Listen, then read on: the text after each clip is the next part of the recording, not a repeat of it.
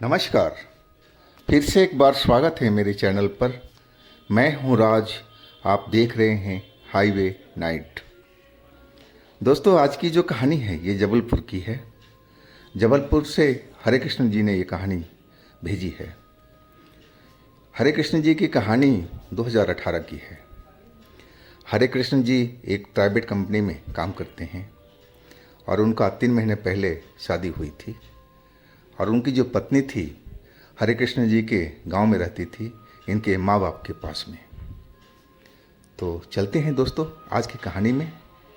लेकिन दोस्तों, आपने मेरे चैनल को सब्सक्राइब नहीं किया है तो जल्दी से कर लीजिए और साथ में बेल आइकन को दबाना मत भूलिएगा।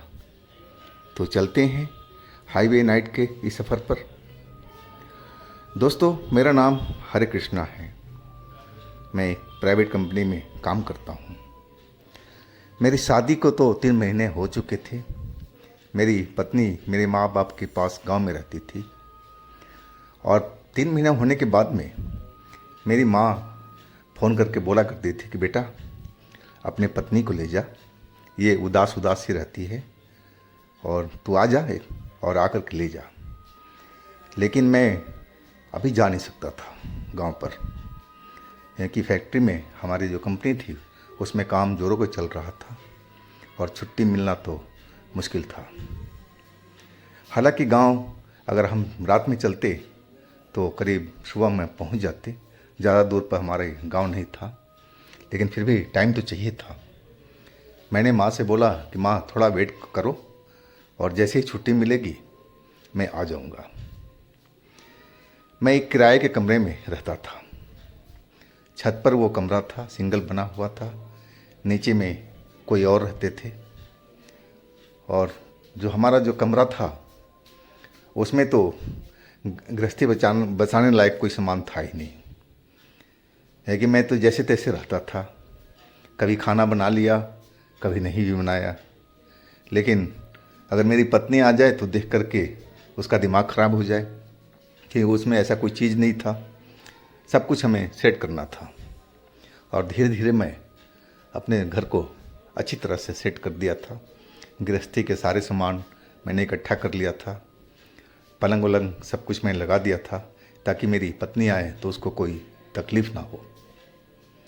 आखिरकार मेरे को छुट्टी मिल गई थी 2 दिन की और मैं गांव चला गया था। गांव जा कर के अब मैं 1 दिन रहा और वापस आ गया था अपनी पत्नी के साथ में। पत्नी ने पूरा घर देखा और देख कर के खुश हो गई। बोली आपने सब किया है? मैंने कि हाँ, पसंद आया? बोला बहुत। पत्नी मेरी थोड़ा भक्त किस्म की थी, धार्मिक भी थी और पूजा पाठ में ध्यान रखती थी। वो गांव से ही देवी माँ की मूर्ति लेके आई थी, क्योंकि वो देवी माँ का पूजा करती थी। अब उसके लिए हमें एक मंदिर की ज़रूरत थी जो अभी हमारे पास में था नहीं। अब पत्नी बोली कि अब माता जी को कहाँ स्थान दें हम? यानी कोई नहीं, चलते हैं थोड़ी देर में और एक लकड़ी का छोटा सा मंदिर खरीद करके लाएंगे। ऐसे रखना ठीक नहीं है।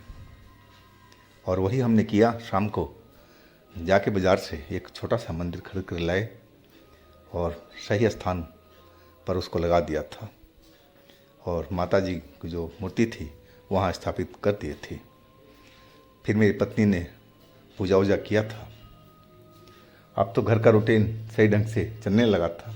मुझे वक्त पर खाना भी मिल रहा था और ले जाने के लिए लंच भी मिल रहा था और इस तरह करीब 1 हफ्ता तो गुजर गया था बिल्कुल शांति से। हमें कोई तकलीफ़ नहीं थी। पत्नी भी खुश थी, हम भी खुश थे। और उस दिन संडे का था।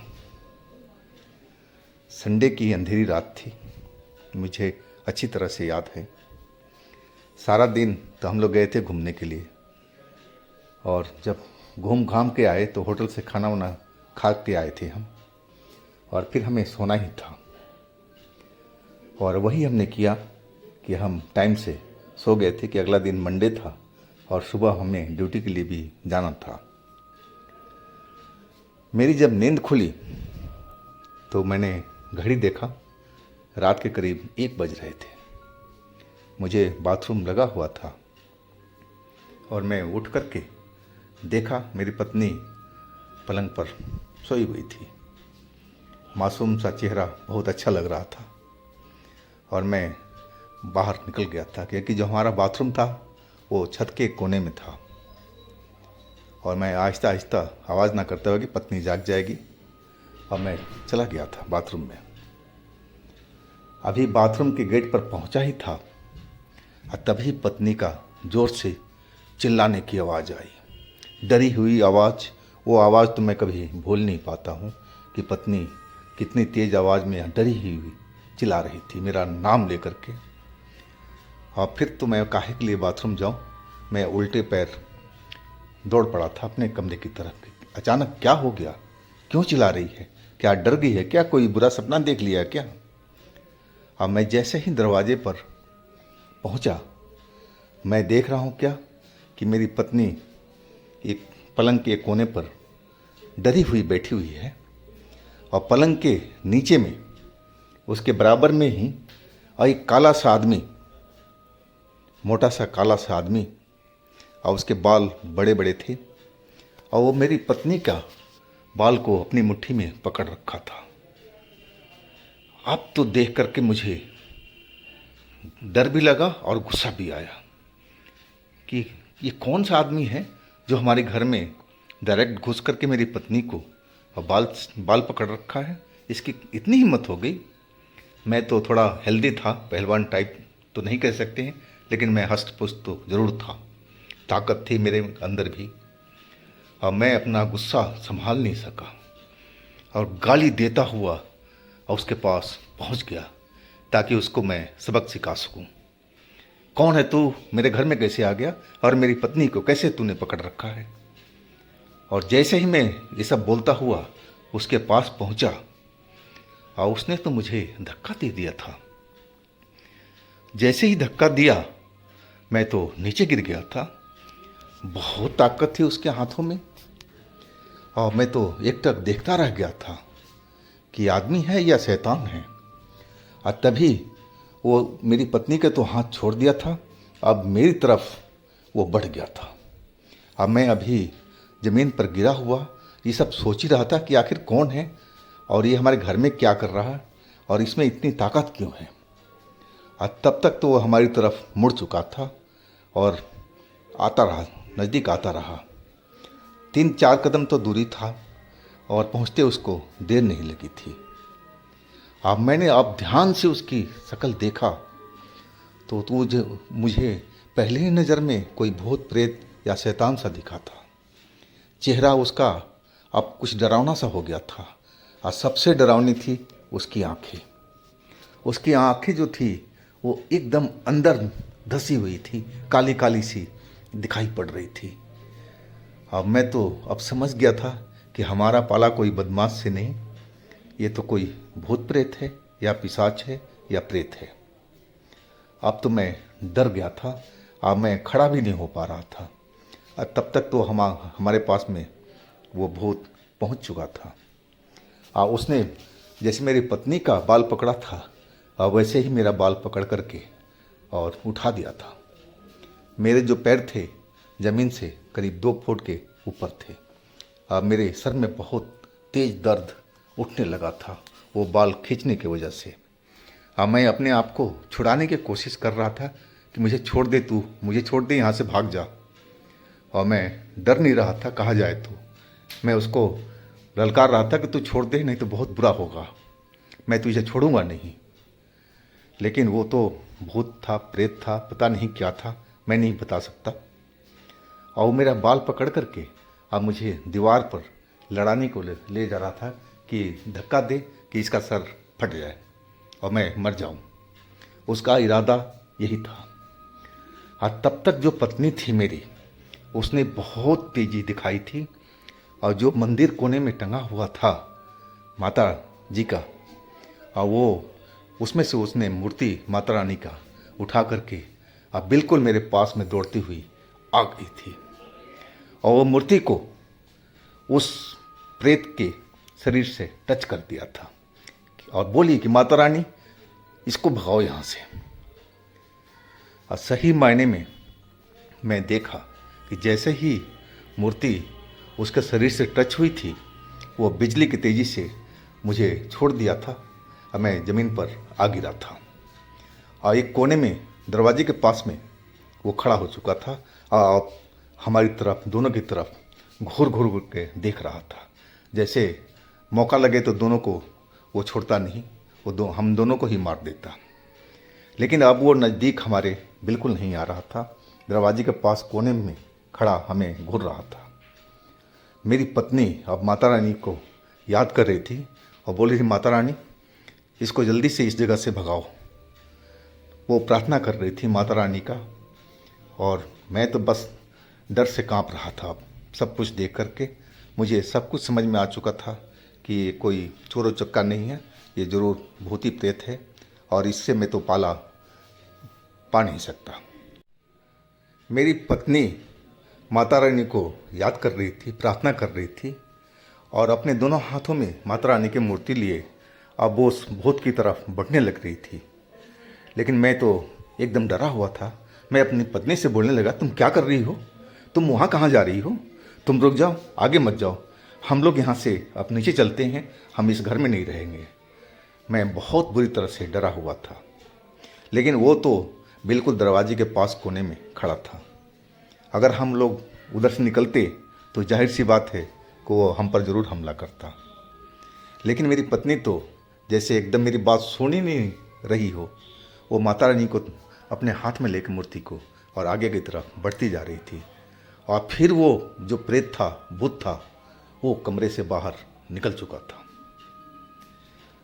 अब जा कर के मुझे थोड़ा डर कम हुआ था, लेकिन हमारी हिम्मत नहीं हो रही थी कि मैं छत पर निकलूं और जाकर देखूं कि वो गया है कि नहीं गया है। मेरी पत्नी ने दरवाज़ा को बंद कर दिया, कुंडी लगा दी और माता रानी को मंदिर में रख दिया था। और मैं तो अभी भी डर से कांप रहा था। मेरी पत्नी भी डरी हुई थी, क्योंकि उसका चेहरा बिल्कुल लाल सा हुआ पड़ा था। मुझे ऐसा ही महसूस हो रहा था। उसकी आँखों में मैं सूजन सी मुझे दिखाई पड़ रही थी, आंखें भी लाल लाल हो रहा था। शायद आंसू निकलने से या डरने से, ये तो मालूम नहीं। अब हम दोनों अब पलंग पर बैठ गए थे एक साथ में। मैं तो बहुत डरा हुआ था। मैं अपनी पत्नी से बोलने लगा कि हम लोग यहाँ से चलते हैं और कहीं और अब ठिकाना बनाएंगे, इस घर में हम कभी नहीं रहेंगे। पत्नी हमसे बोलने लगी, आप इस घर में अकेले रहते थे, क्या आपके साथ में भी ऐसा कभी हुआ था? मैंने कहा ना, कभी नहीं हुआ, मैं यहाँ तो काफ़ी दिनों से रह रहा हूँ, लेकिन ऐसा हाल तो कभी मैंने देखा ही नहीं। वो तो भूत को मैं फर्स्ट टाइम देख रहा हूँ, और मैं कभी आज तक पाला ही नहीं पड़ा उस भूत से, और ये अचानक कैसे आ गया? मेरी पत्नी सोच रही थी और बोलने लगी, शायद ये जो भूत है मुझे देख कर के ही आया था। वो बताने लगी अपनी बात कि एक बार गांव में भी ऐसा कहानी हुआ था और मेरे पर एक साया आ चुका था, और बहुत मुश्किल से वो साया हमारे शरीर से उतरा था। मैं अपनी पत्नी के बोला कि चलो, वो तो गांव की बातें थी, लेकिन ये तो शहर है, यहाँ तो ऐसा नहीं होना चाहिए था। जबकि नीचे में भी लोग रहते हैं, आजू बाजू का छत आपस में सटा हुआ है, तो ये कोई जंगल झर तो नहीं है, कोई सुनसान जगह तो नहीं है, यहाँ लोग रहते हैं, ऐसा तो नहीं होना चाहिए था। और मुझे लग रहा था कि अब रहना यहाँ पर ठीक नहीं है। मैं अपने पत्नी को बोलने लगा कि चलो, रात हम लोग यहाँ काट लेते हैं, लेकिन सुबह हम कोई दूसरा मकान देखेंगे और दूसरी जगह ही जाएंगे। डर मुझे बहुत लग रहा था। सुबह हो चुकी थी और हम अभी भी बाहर निकलने में डर रहे थे। आखिरकार मैं जैसे तैसे बाहर निकला और देखा बाहर में छत पर तो कोई था ही नहीं, मतलब ही नहीं था उस टाइम सुबह में। दिन बढ़िया निकला हुआ था। अब मैं अपनी पत्नी को बोला कि तुम तैयार हो जाओ और चलते हैं मकान ढूंढने के लिए। आज मैं छुट्टी कर लेता हूँ और आज ही के दिन हम इस जगह को खाली कर देते हैं। पत्नी बोली चलो ठीक है जी, और वही हमने किया। उस जगह से हम अपना सारा सामान एक और जगह पर शिफ्ट कर लिया था, है कि वहाँ पर पड़ोस में एक कमरा था और उसमें भी फैमिली थी। मुझे ऐसे ही कमरा चाहिए था कि साथ में कोई रहे। ये जो छत का कमरा था ये तो अकेला ही कमरा था। मैं दिन में भी ड्यूटी जाता था तो मैं सोचता था कि पत्नी मेरी छत पर अकेले कमरे में बैठी होगी। अब हम दूसरे कमरे में आ चुके थे और यहाँ तो पड़ोस में पूरा परिवार ही रहता था, तो अब यहाँ तो कोई डर वाली ऐसी कोई बात नहीं थी। ये सुनसान अकेला कमरा तो था नहीं। तो दोस्तों, ये थी आज की कहानी। अगर आपके पास भी ऐसी कोई कहानी है तो आप मुझे इंस्टाग्राम पर या मेरे व्हाट्सएप नंबर पर शेयर कर सकते हैं। और दोस्तों, मेरे दूसरे चैनल पर भी विजिट कीजिए, उनमें भी अच्छी अच्छी कहानियाँ डली हुई हैं जो बेहद आपको पसंद आएगी।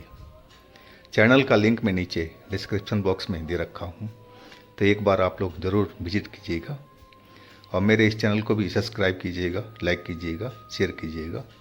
फिर मिलते हैं दोस्तों अगले दिन एक नई घटना, एक नई कहानी के साथ। आप लोग अपना बहुत ही ख्याल रखिएगा। नमस्कार।